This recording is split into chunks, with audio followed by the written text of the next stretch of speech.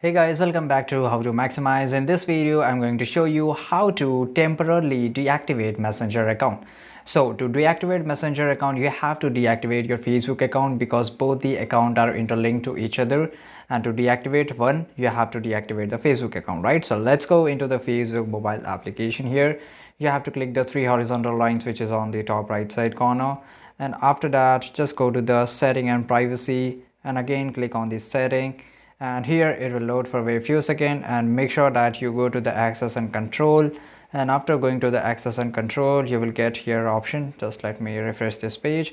That is called deactivation and deletion, right? So here you will get the option of deactivate account, which is temporary, and the bottom one is the delete account, which is a permanent. So we will just temporary, just click on continue, and again you have to click on the continue, and again you have to enter the password, and after entering the password of your ID, your account will be deactivated, and in this way your Messenger account will be also deactivated, right guys? So this is it. If you found this video really interesting and helpful, make sure to like this video, subscribe our channel, and see you guys in the next video.